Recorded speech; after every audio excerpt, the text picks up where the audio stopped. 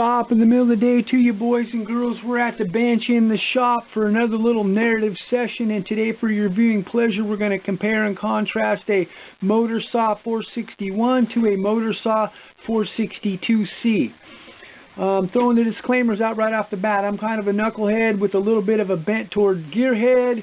If you're that type, you might find this interesting and enjoyable. If you are not, it's been duly noted right off the bat. The other side of that equation is I will most likely slur and or stammer, which I call slammer, my speech through this process. Please forgive me if I do.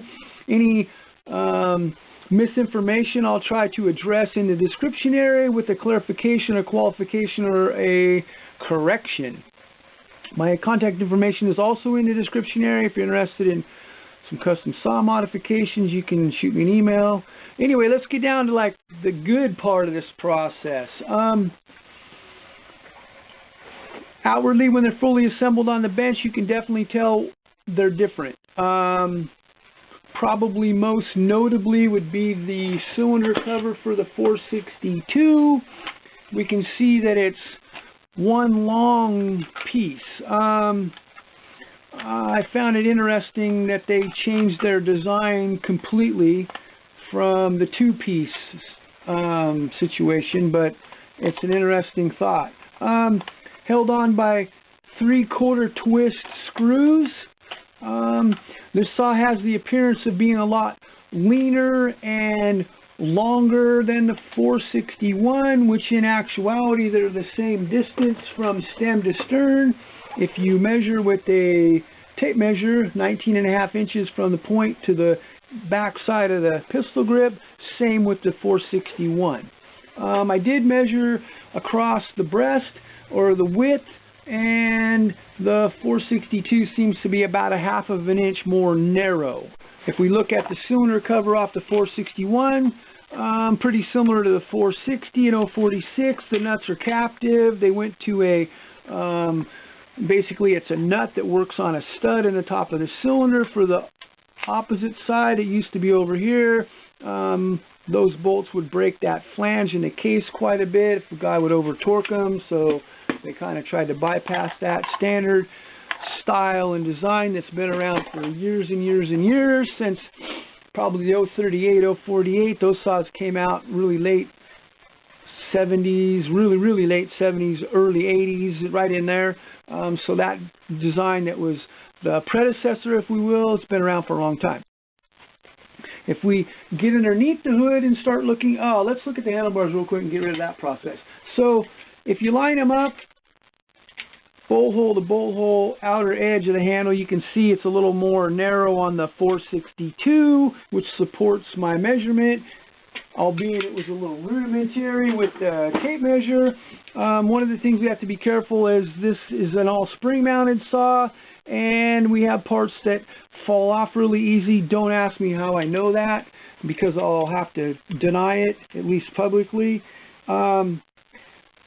One thing I found to be really interesting in this process, this is technically the stop to keep the tank from moving too far. We have supports going on in places that are interesting.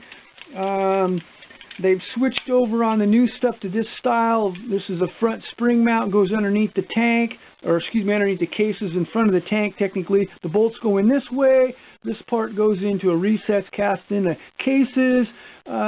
Word to the wise, don't bend your handlebars on the 362, 661, 462. You won't like the process. I prefer the K.I.S.S method, which is on the 461, because I'm a simpleton. 4 bolts, it falls off in your hand. This one, you're taking stuff apart. This works in conjunction with the upper spring mount that goes to the cylinder. Tank. You got to loosen the dog to get it apart, because you got to tilt the dog forward. Yeah, K.I.S.S method. I like that. Definitely like that one. Let's look real quick at the pull starter covers, or recoil assemblies, if you will. Definitely have a little bit different design going on. This is 6.7 ounces. This is 6.5 ounces, so they're relatively the same. This one weighs a little bit more on the 462C. Same pulley, pulls, spring. Looks to me like everything's pretty much the same. It's a little bit different part number. No, it's actually the same part number for the pulley. So I would assume that would be the case. No sense in starting over there. If we look at the clutch covers real quick, industry standard for being the best as far as I'm concerned. There's nothing in here to catch any kind of woody debris except for a little bit of a lip on the dust flap. Chip management, definitely the best I've seen. If we take a look at, it's about 6 point, I think this came in at about 6.5 ounces. It was a little bit more than the other one, but it was a little bit less actually, and we'll show you why.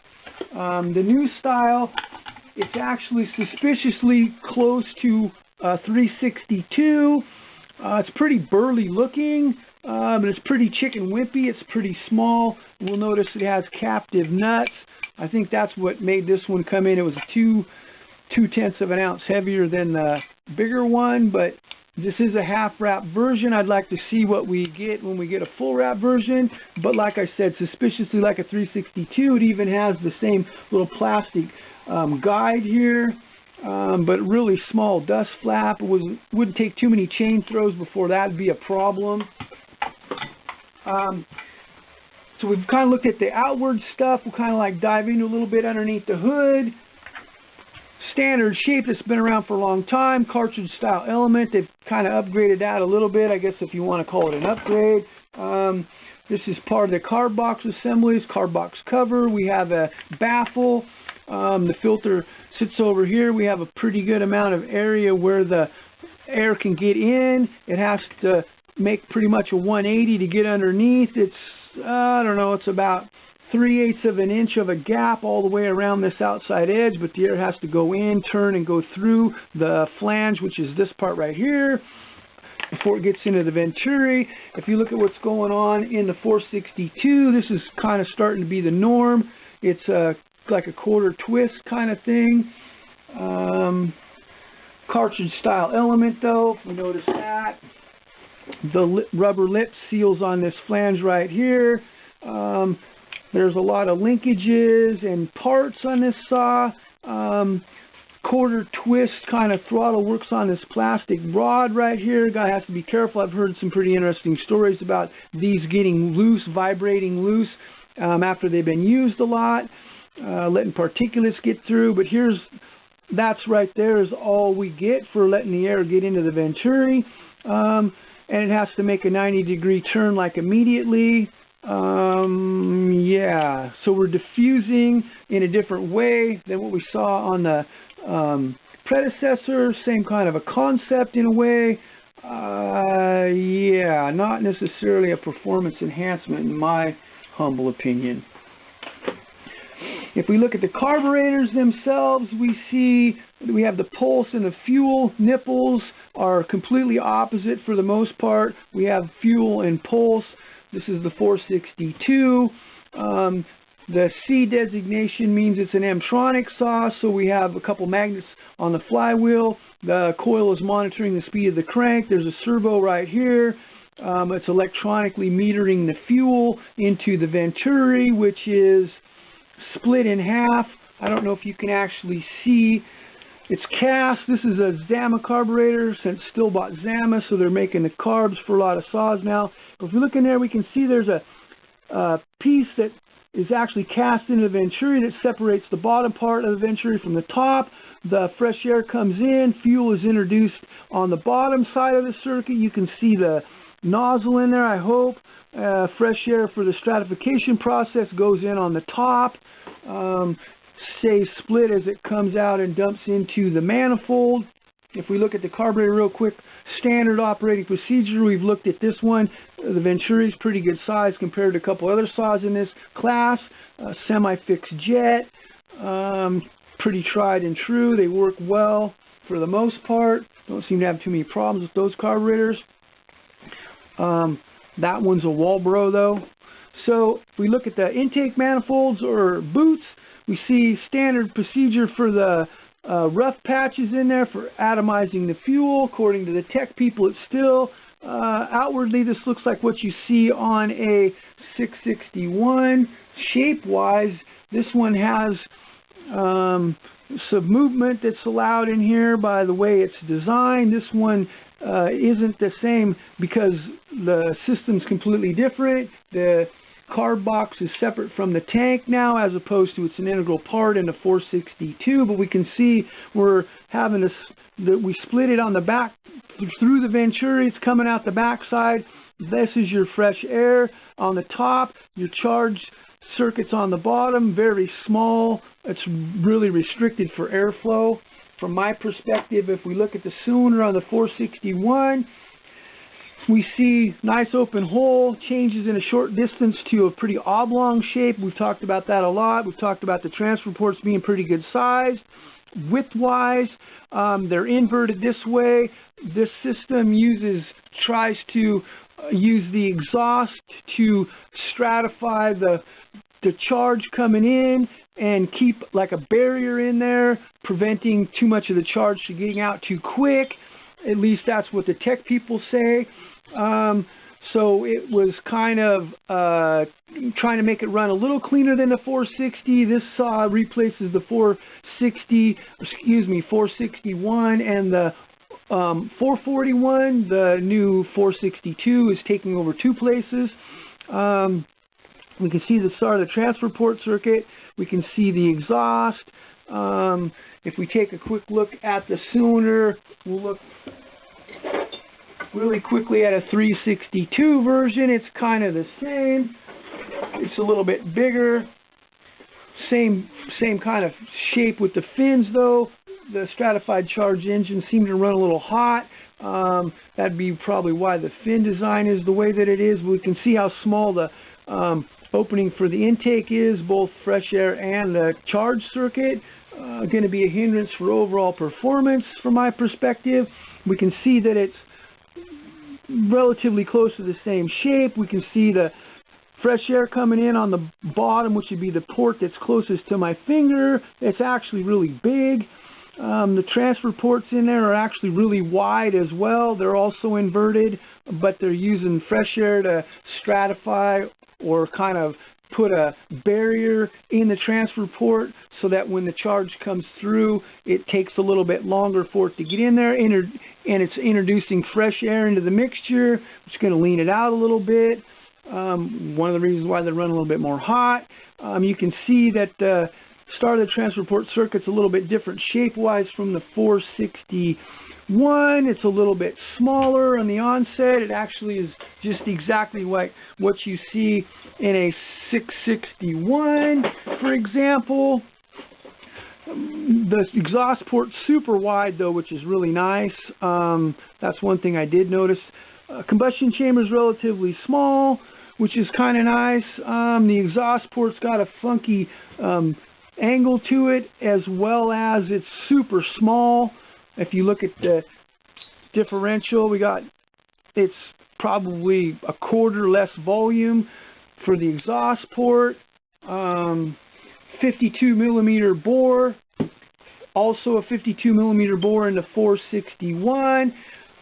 Some of the initial publications were talking about how the 462 is actually downsized displacement wise. This 461 comes in at 76.45, I think technically. If I understand what's going on with the information, this should have a 34 millimeter stroke. That would put that at 72.2 cc's of displacement, same as like the well, I guess it's a 272 technically. Husky's early version before the 372 had the same. It was 52 was the bore by 34 millimeter stroke. Generally, strokes aren't odd numbers. There's only a few that I know about. The 661 is 37, along with the 385, 390. Just throwing that out as a segue. If we take a look at the wrist pins, I did check those out. They're exactly the same. Same weight, same diameter, 12 millimeters, same length, same everything. They did change the bearing. One thing I will note is you can actually feel where the bearing's been run on the 462 already. I thought that was pretty interesting. They did redesign the bearing.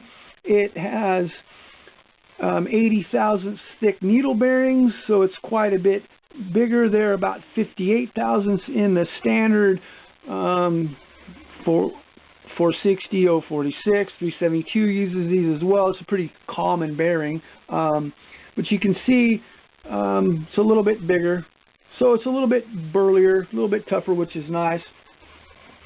If we look at the concept of the piston, this is a 461 piston. Window design, kind of an old style. The skirt's got a funky relief out of it when it comes through bottom dead center. Try not to block the front of the transfer ports from underneath the cases, I would imagine. If we look at the piston from the 462, we see it's definitely a little bit different design-wise. Big skirt on it, actually, big wide skirt. They have reliefs in the sides.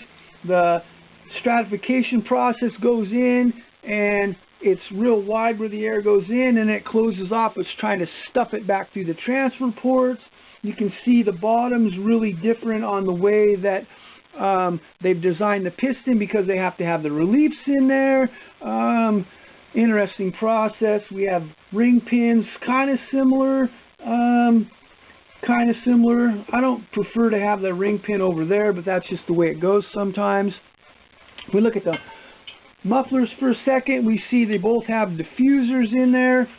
A lot heavier muffler for sure. This is a stainless, I would imagine. It's super lightweight. That's one thing you can notice about it. Different shape for the diffuser. This one's actually going to be better, even though the port's a lot smaller. It's less restrictive than what's going on with the 461. Small, one hole and one slit. The 462 actually has a pretty decent size hole in it. Same kind of a cap as what you see on the 661. I wouldn't be surprised if it's the same one if you look at manufacturing. So I'm going to check the time real quick, make sure we got enough. Okay, so now we get down to the meat of it. They didn't do too much change. They changed the cases from the 460, but the tank's the same.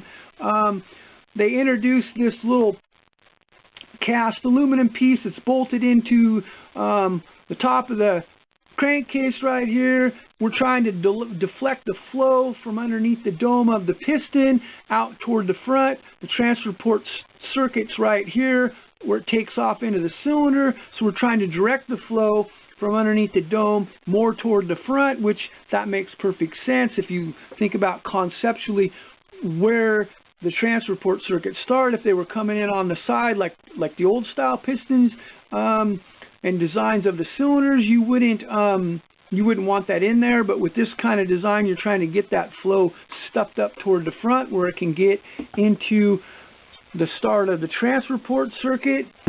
Now, standard poly flywheel, it's been around for eons. It does have a limited coil, but it's not electronically governing the metering system in the carburetor. It's semi-fixed jets. We mentioned that already. So now, part of the carb box, I kind of forgot to mention that. This part's bolted on here. You have to take this off. It's really lightweight. They've been trying to pare down the weight in this saw. If we want to talk about just the outward part of it for a second, we've changed some things. Maybe this is a little more stable. The back of the pistol grip cap there. They did put a metal flywheel on this saw, and they do have the air injection style carb box pressurization system going on, which is basically the Husky stuff was doing that after they bought out John Sered. Anyway, in concept, what we're really interested in is what's going on inside underneath the cylinder. We see that there's the same little deflector system going on in this saw, but it's cast into the cases. There's holes here for the pressure to kind of go down through as well as kind of out through the front. Super small crankcase volume. That's going to give you a better pumping ratio.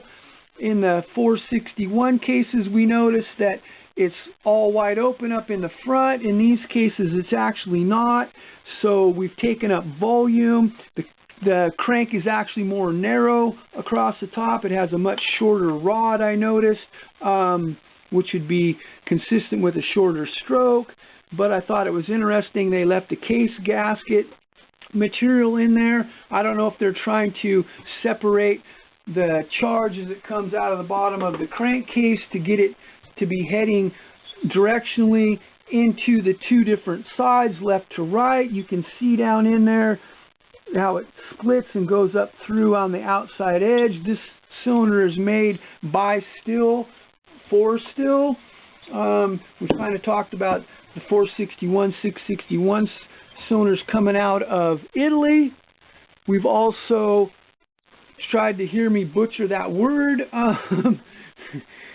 Giradoni, I think is how you say that. I've heard that the pistons come into America as blanks and they're machining them in America for this particular saw. I don't know what's going on with this saw just yet. We didn't really look at the cooling plates. Metal, tried and true, been around for eons. The cooling plate and the gasket. We have a fiber gasket now and an aluminum cooling plate. Super light. You can feel it's super lightweight. One thing I didn't talk about yet, I usually put all the nuts and bolts and everything in the the casings. A lot more stuff you have to take apart to do with the 462. It's using a 10mm plug. This is what actuates the throttle shaft. I mean, they completely redesigned it. A lot of plastic and linkages and stuff and just kind of funky things. The actuation of the throttle goes the opposite way. It's just interesting looking at it. So we're kind of getting close to running out of time.